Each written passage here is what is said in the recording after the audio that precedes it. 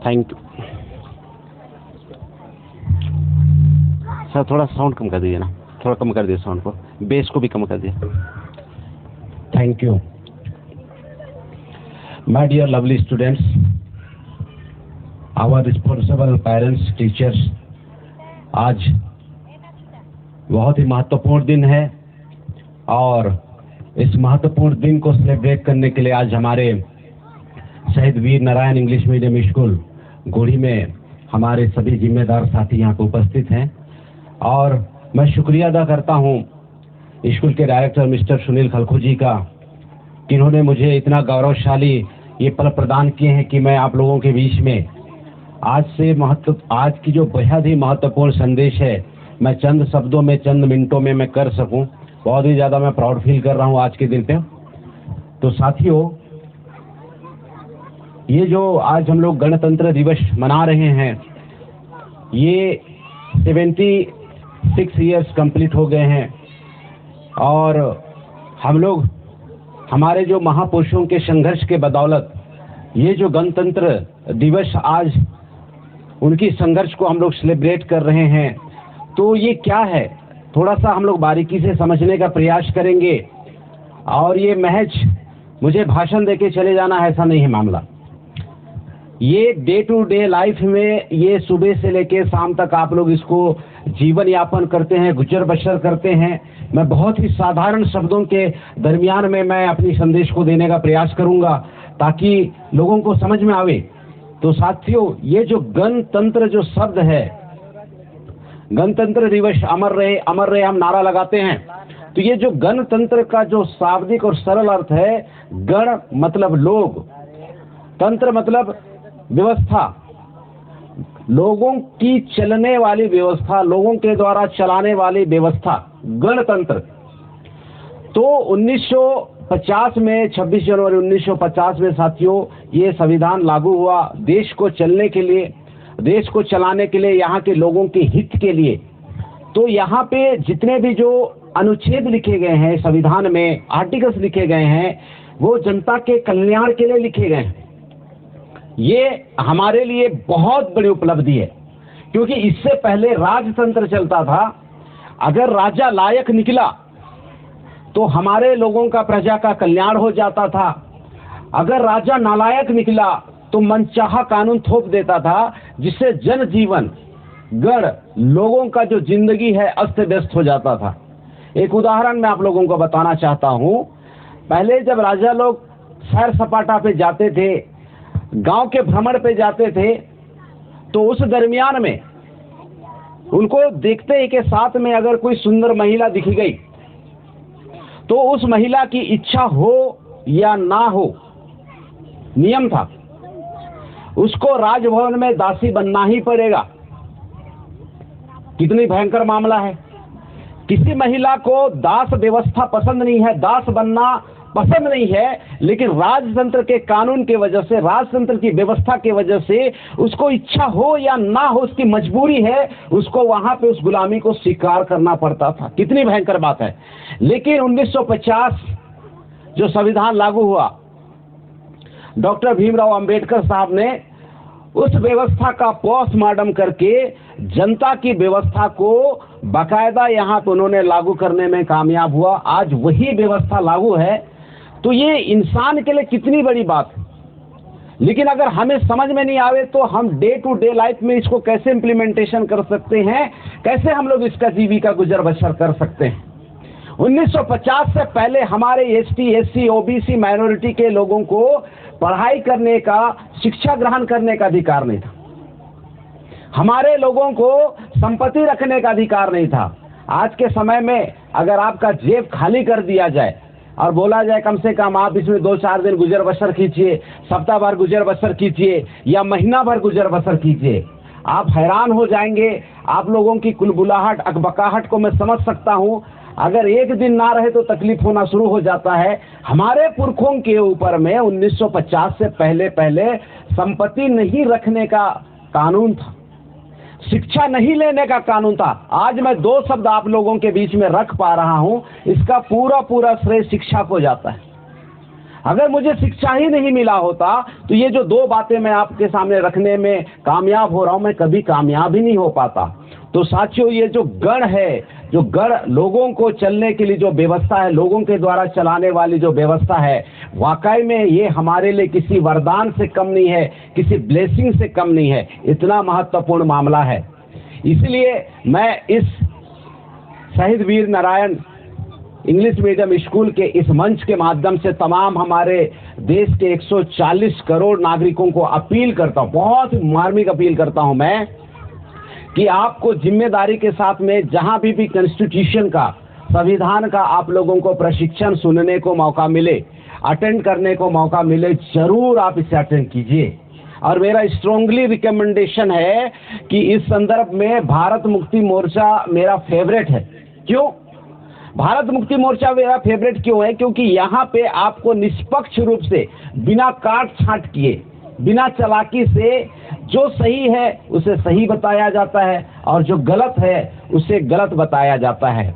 इस मंच के माध्यम से मैं तमाम हमारे जिम्मेदार पेरेंट्स लोगों को, हमारे टीचर्स लोगों को एक चीज कहना चाहता हूं, जब कभी भी आपको भविष्य में मौका मिले कि हमारे ब्लॉक में, हमारे जिला में भारत मुक्ति मोर्चा का 1 दिवसीय प्रशिक्षण कार्यक्रम है, सभा कार्यक्रम है, आप लोग जाइए उस जगह पे, आप लोग वहां की वक्ताओं की बातों को जरूर सुनिए।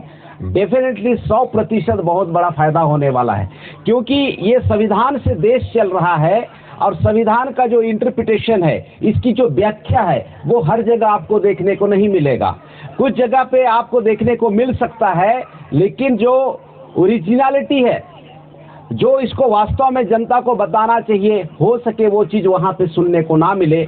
लेकिन मेरा व्यक्तिगत अनुभव है कि भारत मुक्ति मोर्चा इस मामले में अव्वल दर्जे का काम करता है।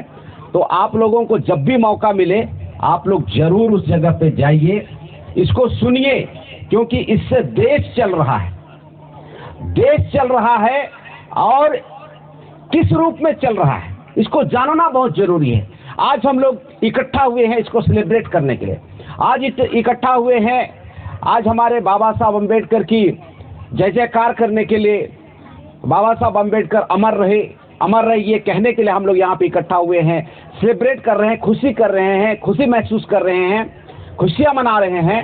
और ये खुशी मनाते मनाते साथियों, इस बात को विशेष रूप से याद रखना कि जिस मंशा के साथ में डॉक्टर भीमराव अंबेडकर ने संविधान को लागू किया देश के नागरिकों के लिए, क्या आज सबसे महत्वपूर्ण बात है समझने वाले, आज के इस समय में क्या उस मंशा के अकॉर्डिंग देश में सरकार चलाने वाले लोग, देश में प्रशासन चलाने वाले लोग और जो अपने आप को जनप्रतिनिधि कहते हैं, वे लोग आज के समय में क्या ईमानदारी से, पूरी जवाबदारी और जिम्मेदारी के साथ में गणतंत्र को चलाने में मदद कर रहे हैं या नहीं कर रहे हैं, इस बात को समझना बहुत जरूरी है।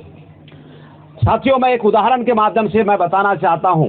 अभी आप देखेंगे छत्तीसगढ़ के अंदर में बस्ती बस्ती में, समूह समूह में भयंकर लड़ाई चल रहा है। लोगों की व्यवस्था जब 1950 में लागू हुई कि लोगों की व्यवस्था लोगों के भले के लिए चलेगा, ये व्यवस्था, तो जब वहां पे समानता है, संविधान में स्वतंत्रता है, बंधुता है, भाईचारा के आधार पे न्याय है, तो साथियों आपके बस्ती के बाजू में झगड़ा कैसे हो रहा है? तो संविधान की लागू होने की खुशी जितना है हमें, उतना ही आज के समय में संविधान को अमल नहीं किया जा रहा है, उस बात का तकलीफ है। तो मैं तमाम हमारे जिम्मेदार साथियों से मैं अपील करता हूं कि इसको भी सुधि लेने की जरूरत है कि अगर लोगों की व्यवस्था को चलाने के लिए संविधान है, लोगों का राज होना चाहिए, उसके लिए संविधान है, तो लोगों में झगड़ा कैसे हो जा रहा है? ऐसा तो नहीं होना चाहिए, क्योंकि एक क्रिया का अलग अलग प्रतिक्रिया नहीं हो सकता, एक एक्शन का अलग अलग रिएक्शन या रिजल्ट नहीं हो सकता। उदाहरण के लिए साथियों, ये जो साउंड सिस्टम चल रहा है, इसको पावर देने का काम इलेक्ट्रिसिटी कर रहा है, बिजली कर रहा है। तो बिजली को अगर हम लोग इसका क्रिया करें तो उसका जो परिणाम है, उसका जो रिजल्ट है, इक्वल निकलता है। आप इस घर में बल्ब जलाइए या हमारे सामने वाले भाई के घर में बल्ब जलाएंगे, तो उसकी जो रोशनी है 110 वाट की जो बल्ब की रोशनी है, वो इक्वल परिणाम आएगा। ऐसा नहीं कि भाई यहाँ पे ज़्यादा जलेगा वहाँ पे कम जलेगा, ऐसा मामला नहीं है। एकदम इक्वल सेम परिणाम, एक क्रिया का प्रतिक्रिया सेम होता है। तो साथियों, संविधान बोल रहा है यहाँ पे समानता का अवसर है। आप देखेंगे कि आज का वर्तमान सरकार समानता के विरोध में लोगों को भड़का के भयंकर लड़ाई चल रहा है, बस्ती बस्ती में लड़ाई चल रहा है। अभी हमारे बस्तर के मित्र के द्वारा हमें कुछ वीडियो भेजा गया, वो सोशल मीडिया में डालेंगे। रूपनारायण का यूट्यूब चैनल है, उसमें डाला जाएगा, उसमें जरूर दिखेगा। सुनील खलखो यूट्यूब चैनल, उसमें डाला जाएगा, जरूर आप उसको देखिएगा। संविधान में समानता का अवसर है, समानता, बंधुता, न्याय, ये मापदंड है लोगों के चलने का।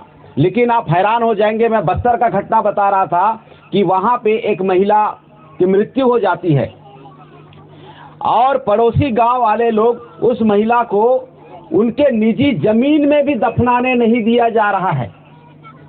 तो साथियों, मैं ये बताना चाह रहा हूं कि जब लोगों के पास में संविधान के माध्यम से समानता, अगर मैं मर जाऊं तो मुझे भी दफनाने के लिए स्वतंत्रता होनी चाहिए, आप मर जाएं तो आपको भी वहां पे दफनाने की स्वतंत्रता होनी चाहिए। लेकिन ये हमारे छत्तीसगढ़ के बस्तर संभाग की घटना है साथियों, कि जो मृतक परिवार लोग अपने निजी जमीन में, कब्रिस्तान में भी नहीं, निजी जमीन में उनको दफनाना चाह रहे हैं। पड़ोस गांव के लोग आके उसका विरोध कर रहे हैं। संविधान बोल रहा है कि हर किसी को समान अवसर मिलेगा।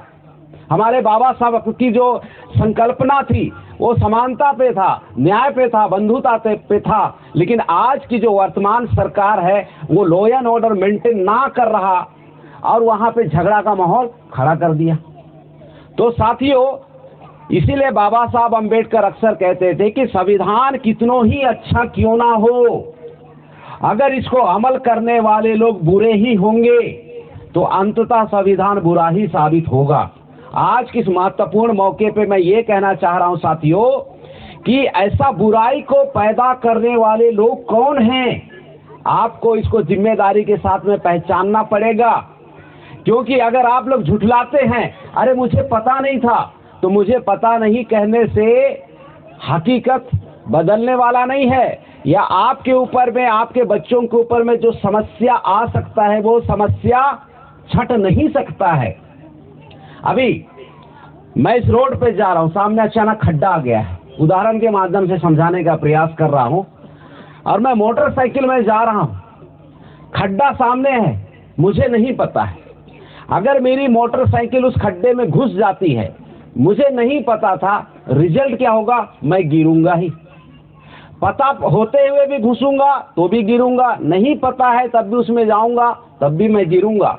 तो किसी भी चीज को जानने या ना जानने के वजह से परिणाम में फर्क नहीं आता है। इसलिए मैं हमारे जिम्मेदार पेरेंट्स लोगों को इस मौके पे मैं ये कहना चाहता हूं कि आपको संविधान ने समानता दिया, आपको स्वतंत्रता दिया, आपको भाईचारा और न्याय के आधार पे समाज में जीने का और राष्ट्र में जीने का अधिकार संविधान दिया। लेकिन आज किस मौके पे आपकी समानता को कोई लोग छीनने का भी काम कर रहा है। तो आज इस खुशी को मनाने के साथ साथ में यहाँ से जाने के बाद में आपको 24 घंटा चौकन्ना रहने की जरूरत है कि समाज का वो कौन सा दुश्मन है जो हमारी समानता का अधिकार को छीन रहा है, हमारी स्वतंत्रता को छीनने का असफल प्रयास कर रहा है। ये जानने का अधिकार आपको है, क्योंकि गणतंत्र लोगों के द्वारा चलता है साथियों।